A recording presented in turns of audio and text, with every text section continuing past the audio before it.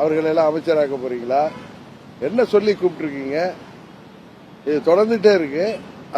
அதனால ஒரு முடிவுக்கு கொண்டு வரணும் என்பதற்காக ஜனநாயகம் பாதுகாக்கப்பட வேண்டும். வாக்களித்த தொகுதி மக்களுக்கு எதிராக அந்த சட்டமன்ற உறுப்பினர்கள் பதவி ஆசையிலேயோ பணத்தாசையிலேயோ செய்கின்றதெல்லாம் தடுக்க வேண்டும் என்பதற்காக, தமிழ்நாட்டில் ஜனநாயகம் காக்கப்பட வேண்டும் என்பதற்காக ஆட்சி அதிகாரத்தில் இருப்பவர்கள் எந்த கட்சியில் உள்ள எம்எல்ஏக்களையும் பேரம் பேசி ஆட்சி அதிகாரம் இருக்கின்ற காரணத்தினால் அவர்களுக்கு பதவி ஆசை, பொருளாசை காண்பித்து அவர்களை தங்கள் பக்கம் வளைப்பது ஜனநாயகத்திற்கு புறம்பானது. கட்சிகளின் நலனை பாதிக்கும். இன்னும் சொல்லப்போனால் அரசியல் அடிப்படையே பாதிக்கிறது. தொகுதி மக்கள் அளித்த தீர்ப்புக்கு எதிராக அந்த சட்டமன்ற உறுப்பினர்கள் செயல்படுவதும், பச்சோந்திகள் போல் செயல்படுவதும், அவர்களுக்கு ஆசை வார்த்தை சொல்லி ஆட்சி அதிகாரத்தை காட்டி அவர்களை தங்கள் பக்கம் இழுக்கின்ற ஓநாய்களுக்கும் ஒரு முடிவு கட்ட வேண்டும் என்பதற்காக தூய சக்தி என்று சொல்லி நம்ம எல்லாம் ஏமாற்றிக் கொண்டிருப்பவர்களின் முகமூடியை கிழித்தெறிந்து உண்மை சொரூபத்தை காட்ட வேண்டும் என்பதற்காக கவர்னர் அவர்களிடம் கோரிக்கை வைத்திருக்கிறோம். அதை அவர் ஆவணம் செய்கிறேன். தமிழ்நாட்டில் மே 8ஆம் தேதி இரவு நடந்ததிலிருந்து இன்றைக்கு வரைக்கும் நடப்பதை, குறிப்பாக சட்டமன்ற உறுப்பினர்கள் விலைக்கு வாங்கப்படுவது, அந்த குதிரை பேரத்தின் அடிப்படையில் சட்டமன்ற உறுப்பினர்கள் இன்றைக்கு பேரம் பேசப்பட்டு அவர்கள் ஆளுங்கட்சிக்கு ஆதரவாக திடீரென்று மாறுவது, ஆளுங்கட்சிக்கு ஆதரவாக தங்கள் பதவிகளை மக்கள் தீர்ப்புக்கு எதிராக, தொகுதி மக்கள் தீர்ப்புக்கு எதிராக ராஜினாமா செய்வது, இதையெல்லாம் முற்றுப்புள்ளி கொண்டு வைக்க வேண்டும் என்பதற்காக அம்மா மக்கள் முன்னேற்ற கழகம் அன்றிலிருந்து நான் சொல்லியிருந்தேன், எங்களை தொட்டுவிட்டீர்கள், தவறானவர்கள், அதை விடமாட்டேன் என்று.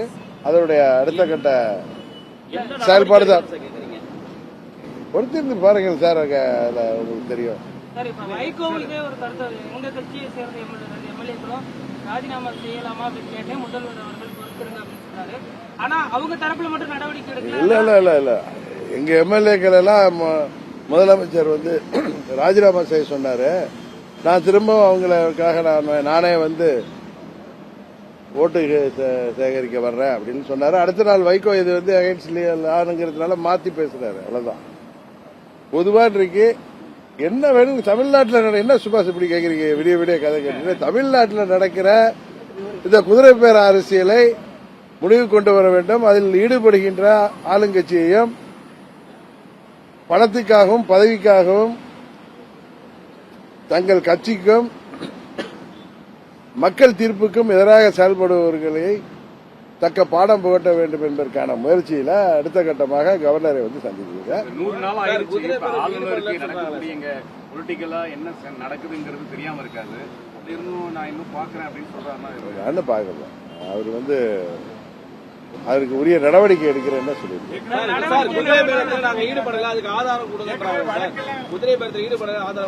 தம்பி, நீங்க என்ன புதுசா வந்திருக்கீங்களா சென்னைக்கு? இல்ல, அன்றைக்கு எங்க சட்டமன்ற உறுப்பினர் எனக்கு ஒரு கடிதம் கொடுத்த பிறகு திரு விஜய் அவர்கள் மே 8ஆம் தேதி இரவு ஆளுநரை சந்திக்க வந்த பொழுது அவர் கொடுத்த ஆதரவு கடிதங்கள்ல அம்மா மக்கள் முன்னேற்ற கழகத்தைச் சேர்ந்த ஒரு சட்டமன்ற உறுப்பினர் ஆதரவு கடிதத்தை கொடுத்தார். அதை பார்த்துவிட்டு தான் நான் கவர்னரை சந்திக்க வந்தேன், எனக்கு கொடுத்த கடிதத்தோட.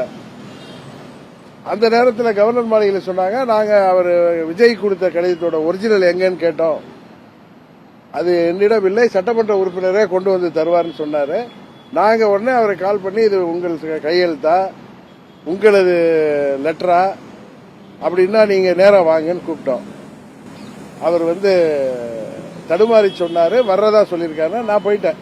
ஏன்னா அன்னைக்கு நான் சொன்னேன், ஒன்னு குதிரை பேரமா இருக்கணும், இல்ல போர்ஜரி லெட்டரா இருக்கணும். நீங்க வேணா என்னுடைய பழைய செய்தியாளர் சந்திப்பு தெரியும்.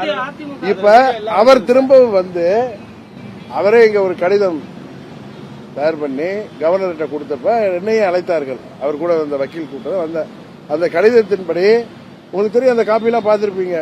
என் கையெழுத்து யாரோ ஃபோர்ஜரியா போட்டிருக்காங்க விஜய் கொடுத்த கடிதம் அப்படின்னு சொல்லி கொடுத்தாரு.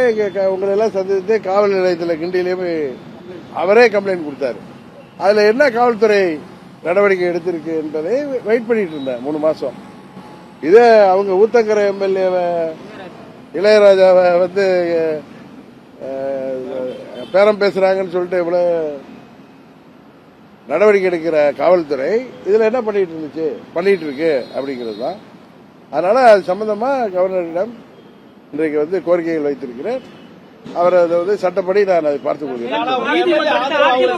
கட்டிங்களா நீங்க கேட்டது புரியுதா? விஜய் கொடுத்தாரு எழுதா போறது லெட்டர். அப்புறம் என்ன அந்த லெட்டர் எப்படி வந்துச்சு? அது காமராஜ் கொடுத்திருந்தா கார்ல வைத்து கடிதம் வாங்கியது யார்? எல்லா டீட்டெயிலுமே எல்லாருக்கும் தெரியும். உங்களுக்கு தெரியும், எனக்கு தெரியும். அதை பத்தி விசாரணை வேணும்.